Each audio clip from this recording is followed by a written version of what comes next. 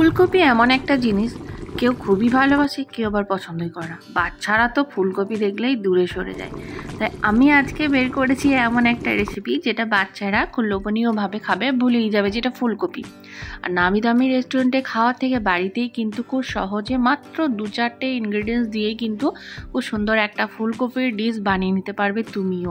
বাচ্চা থেকে বড় সবাই কিন্তু চেটে পুটে খাবে এই রেসিপিটা যদি তোমরা দেখতে থাকো।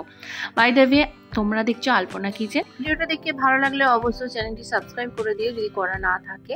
আর শেষ পর্যন্ত দেখা অনুরোধ রইল। ফেসবুক থেকে দেখলে অবশ্যই পেজটি ফলো করা অনুরোধ রইল। তো চলো এবার শুরু করা যাক। ফুলকপি খুব ভালো একটা বড় সাইজে ফুলকপি নিয়ে নিয়েছি। ফুলকপিটা দেখো মাঝামাঝি সাইজে এরকমভাবে কেটে নিতে হবে। কাটার কাজে কিন্তু খুব ইন্টারেস্টিং, কারণ কাটার প্রসেসটা যদি একটু সুন্দর বা একটু ইউনিক হয়, একটু লোভনীয় হয় বা একটু ডিফারেন্ট হয়, তাহলে কিন্তু বাচ্চাদের মন আকর্ষণ করে।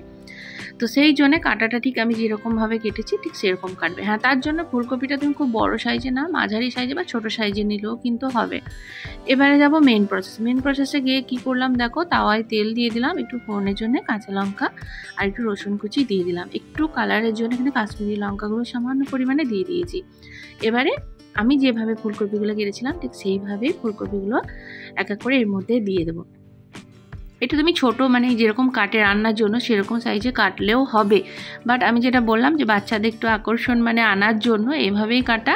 আর এটা একটু অন্যরকম লাগে। বড় বড় রেস্টুরেন্টেও কিন্তু ফুলকপির বিভিন্ন ডিশেও তোমরা দেখতে পাবে এরকম ধরনের কিন্তু ডিশটাকে প্রেজেন্ট করে সামনে থেকে। তো খুব ভালো লাগে, কিন্তু খরচা খুবই কম। বাড়িতেই তুমি মাত্র কয়েকটা জিনিস দিতে পারবে যেগুলো ঘরেতেই অ্যাভেলেবেল আছে। এবারে দেখো টেস্ট আনার জন্য এখানে কিছুটা আমি সস নিয়ে নিয়েছি। এই সসগুলো তোমরা প্যাকেটে 5 টাকা 2 টাকা প্যাকেটে ওই সসগুলো পেয়ে যাবে। Tomato sauce, green chilli sauce আর একটু সামান্য পরিমাণে সয়া সস। 3টে সস একটু জল দিয়ে ভালো করে এরকমভাবে একটু গুলে নিতে হবে। বেশি ঘন হয়ে গেছিলো বলে আমি জল একটু অ্যাড করেছি। জল একটু অ্যাড করতেই হবে, কারণ কপিগুলো তো আমাকে বয়েল করতে হবে। তো ওই জন্য এই সসের সঙ্গেই কিছুটা জল আমি অ্যাড করে দিয়েছিলাম। তো দেখো এর মধ্যে জলগুলো দিয়ে দিলাম। আর কয়েকটা ইনগ্রিডিয়েন্ট লাগছে, আমি তোমাকে বলে দেবো, দেখতে থাকো। তো দেখো কিছুক্ষণ পরে আমি এটা খুলে দেখলাম মোটামুটি সেদ্ধ হয়ে গেছে। তো আর একটু টেস্ট বাড়ানোর জন্য আর মাত্র 2-1টা উপকরণ এখানে আমি মেশাবো, তাহলেই হয়ে যাবে আমার রেসিপি। দেখতে থাকো কি মেশাতে থাকছি।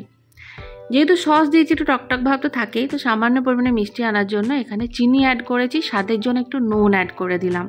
এগুলো তো সবারই বাড়িতে খুব ইজিলি পাওয়া যায়। আর সামান্য একটু, যেহেতু এখন শীতের সময়, ধনেপাতা, তো ধনেপাতা যদি হাতের কাছে থাকে উপর থেকে একটু ছড়িয়ে দেবে, তাহলে দেখবে ফ্লেভারটা খুব সুন্দর আসবে। তো এই ফ্লেভারটা আনার জন্য আমি চেপে ঢাকনা দিয়ে আরও কিছুক্ষণ মিডিয়াম টু লো ফ্লেমে রান্না করব। একেবারে যখন দেখো জল শুকিয়ে গেছে, একটু কিছু নেই, আর দেখো কালারটাও চেঞ্জ হয়ে গেছে, আর ফুলকপিগুলো খুব ভালোভাবে সেদ্ধ হয়ে গেছে। এই দেখো একেবারে সেরে যাওয়ার মতো উপকরণ হয়েছে। তো এই পর্যায়ে কিন্তু রান্নাটা হয়ে গেছে আমার। এবার সুন্দর করে এটাকে জাস্ট প্লেটে সার্ভ করার পালা। তো লোভনীয় সাহায্যে একটা প্লেটও তোমরা নিয়ে নেবে। বাড়িতে খুব অনেক রকমের দেখবে তোমাদের প্লেট থাকে, ডিশ থাকে, সমস্ত ডিশ এখানে নিয়ে নেবে। তো প্লেটের মধ্যে এভাবে দিয়ে আরও কিছু ইনগ্রিডিয়েন্টস এটা গার্নিশের জন্য তোমরা করতে পারো, সাজানোর জন্য।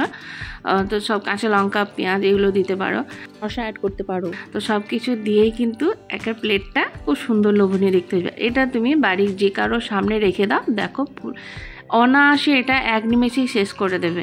আর এটা বুঝতেই পারবে না যে এটা ফুলকপি না অন্য কিছু। টেস্টটা এত মারাত্মক যে তোমাদের কি বলবো, একবার হলেও ট্রাই করো।